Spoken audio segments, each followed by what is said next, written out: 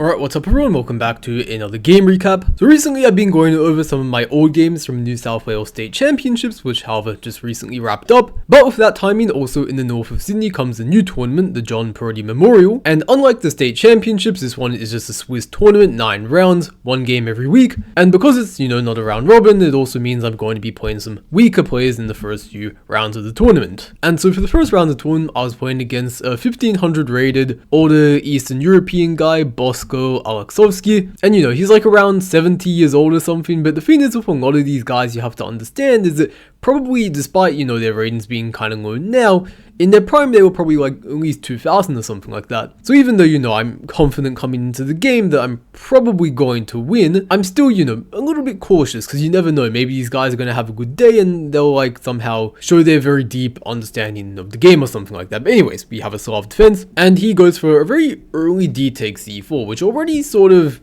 felt a little bit wrong to me, because usually what you're going to do is you're going to go knight f6 in the event of like say knight e3. Now you go d takes c4, and if say like e3 you play b5, and this makes a lot more sense once a knight is committed here.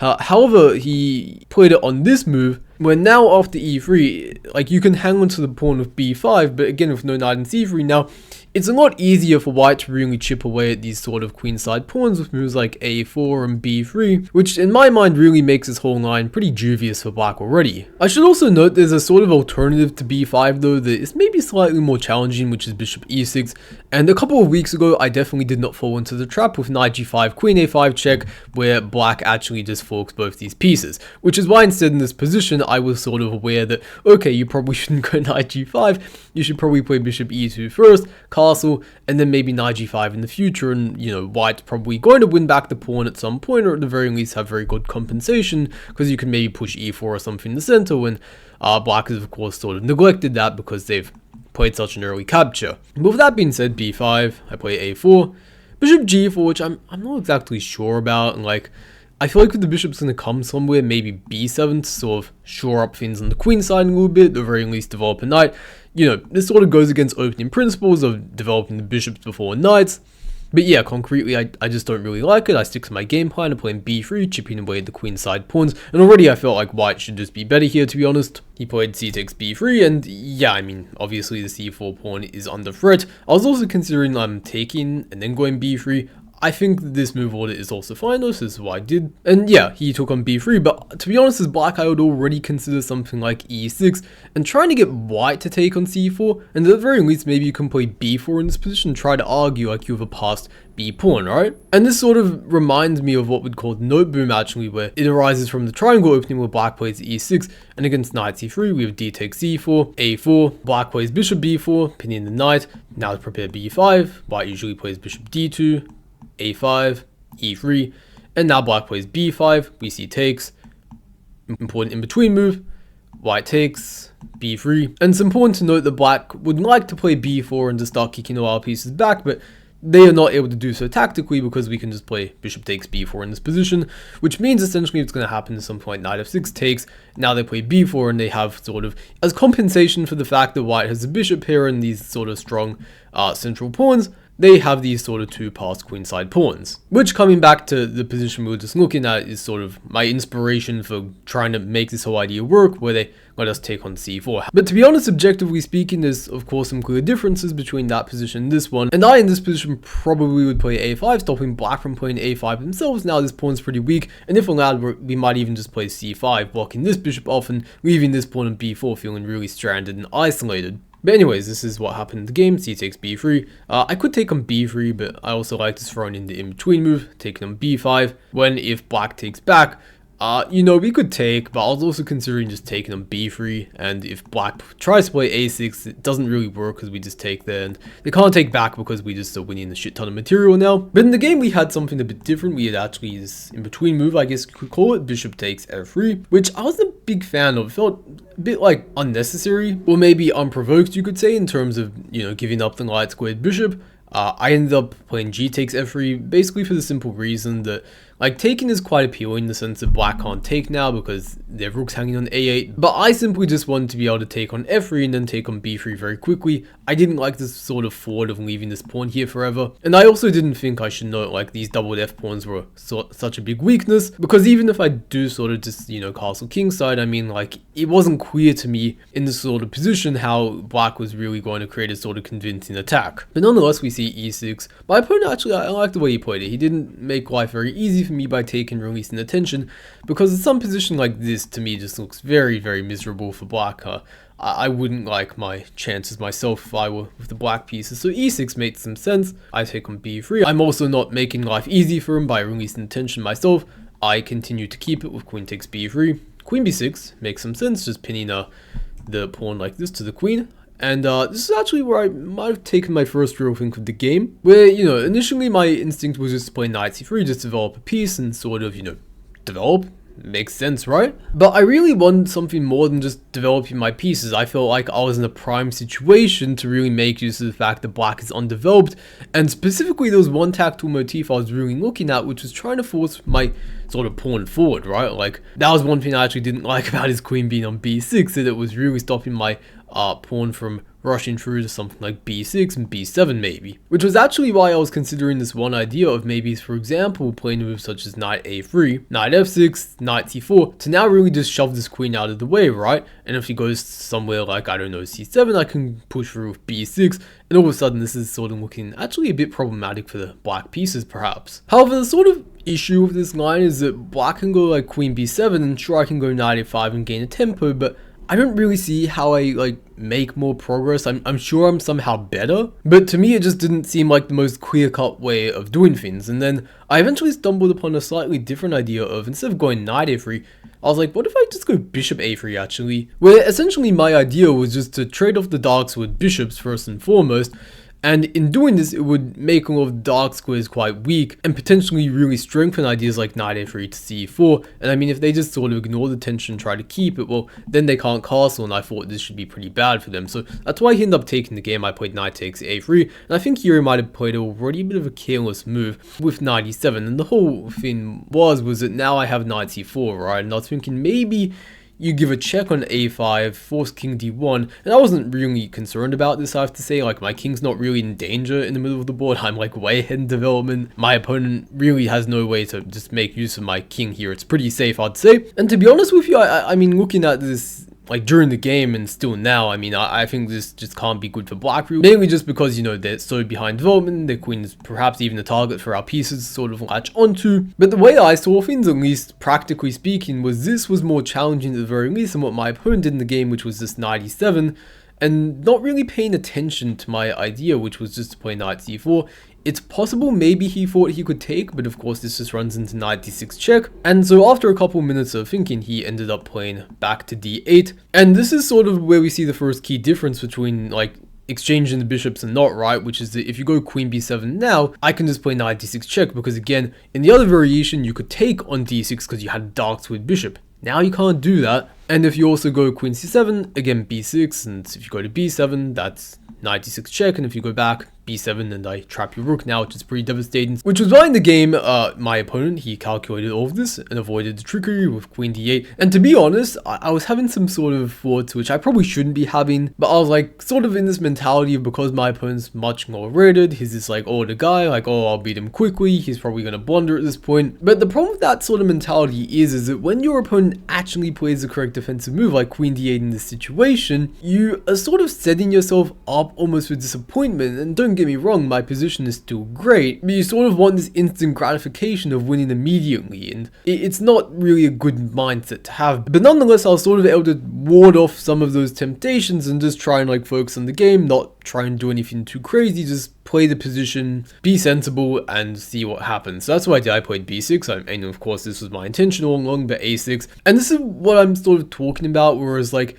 if you're sort of in this hurried state of trying to win like really quickly, you might play something like b7. Sorry, it was getting kind of dark, I just realized, so turn the light on, but yeah, like what I was saying, right, is b7, and it's this move which you can always play. That's something I want you to keep in mind, right, because you allow rook a7, and the key thing to understand now is that the pawn is actually a lot less protected on b7 compared to what it was on b6, and I personally would much rather only play such a move once I already know for sure that I'm going to get some sort of concrete gain from it. Which is why what I did in the game was I sort of employed this sort of philosophy of just not hurrying, just playing bishop e2, calm, developing moves, I castle, and essentially my plan is, well, there's a couple of different things I could do. Maybe I'm going to put a knight in e5, target the c6 guy.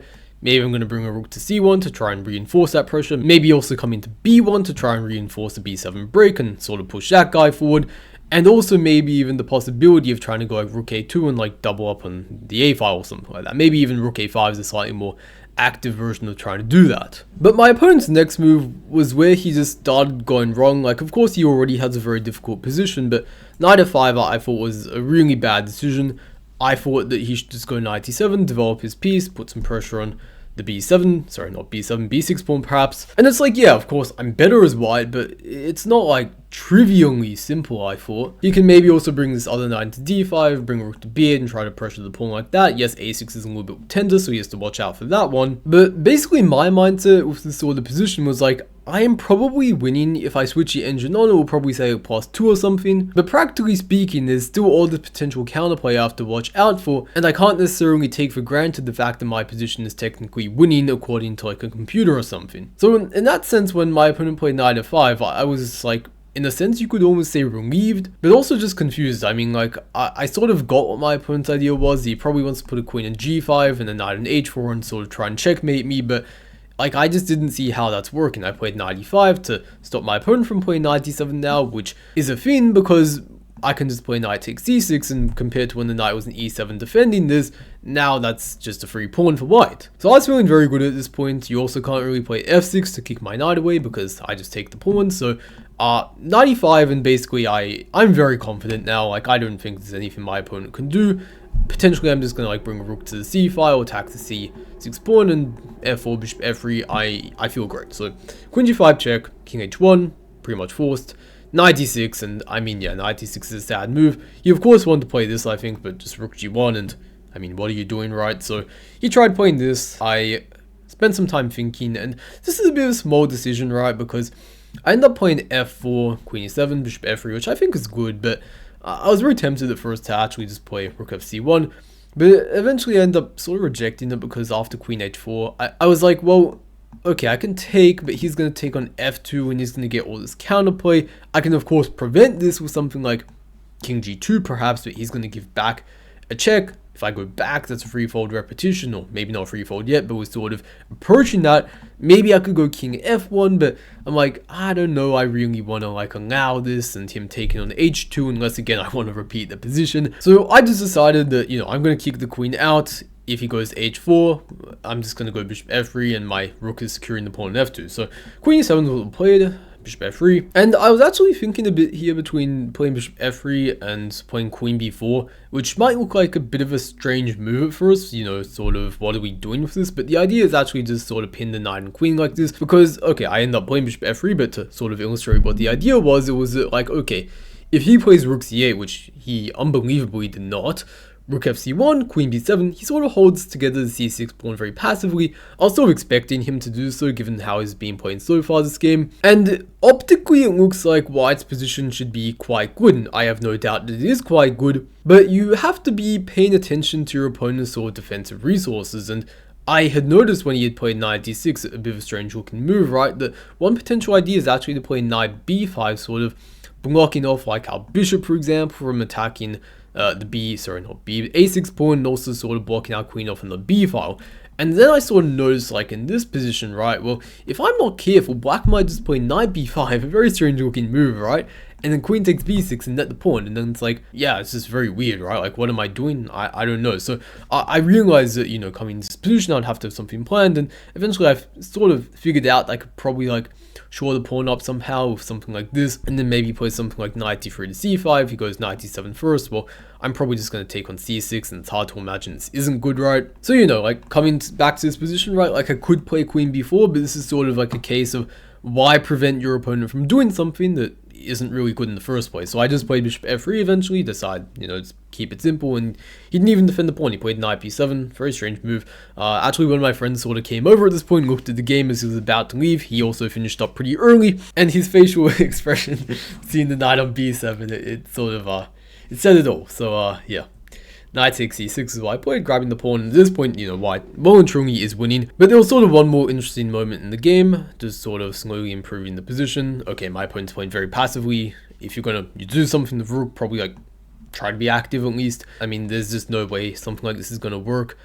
I bring all my pieces in, grab the extra pawn. But this is sort of where, again, you sort of need to be a bit alert.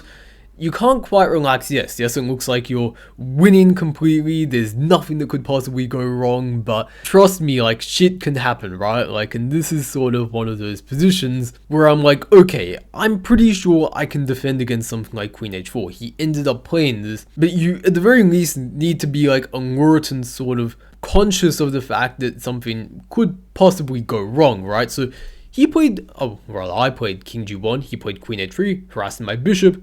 I go here, queen g4, and of course sort of the big issue now is that, or issue so to speak, is that, he's gonna just play knight h4, try to mate me. So, already in this position, I was pretty aware that this was not really gonna work though, because I was like, even if I just do nothing and he plays knight h4, I at the very least have this geometric move, queen g5, the moment he plays knight h4, but I realized I have to be a little bit careful with the execution. If I go just rook ac1, similar to what I did in the game, but this time it's just quite bad because now queen g5. Yes, it does stop this whole thing. I'm winning in this position, no doubt at all. However, there is a slight issue in the fact that knight f3 check sort of wins my queen. Of course, I can't take, and if I move, well, I think we don't. This speaks for itself, right? So that's why in this position I first played h3, queen g6. Now I play rook c1. Yeah, maybe I could just move my king out of the way and like do something like this, right? Where like, I mean, I'm sure I have a billion different ways to win, but to me this just seems simplest, and also there's something just fun about sort of letting your opponent get everything they sort of wanted, but then just sort of, shoving something in their face and saying, no buddy, this doesn't work. And that's exactly what I did with queen g5. He tried to, do something right. And if I take with the king, this isn't so good, I think, because then he can plausibly get some sort of counterplay with the queen. Maybe I still doubt this is any good, right? But like maybe he could take on b7 if I allow him, which is why I threw in this precise intermediate move. Queen takes g6, then takes on g2, and the game wrapped up in a couple of moves. He could have resigned honestly at this point, but we played on until this point where, yeah, he finally resigned. So yeah, all in all, not the most difficult or flashy game in the world. Pretty sort of straightforward win, you could argue, but definitely I think like I'm seeing some small things come together, especially compared to when I was younger. Like this sort of position, I would have tried to like go a couple moves down the road, right? Like what we had in the game, like say this position after a6, I can definitely see my younger self trying to rush through like b7 and trying to like win on the spot. Whereas the conclusion that I came to, at least, is that what you really need to be doing is just sort of realize like you have a big positional advantage here. Black has very little counterplay. You can take your time and sort of just slowly improve the position until the point that black is just sort of hopeless. And sure, I was definitely helped in this game by the fact that my opponent wasn't playing very good defensive moves. He was trying to like go for an attack he had no business getting involved in. That sort of helped accelerate the process, right? But nonetheless, that's all I have to say for today's video. If you liked it, please like it, subscribe if you're not already. But with that being said, hope you guys have a good day. I will see you until next time.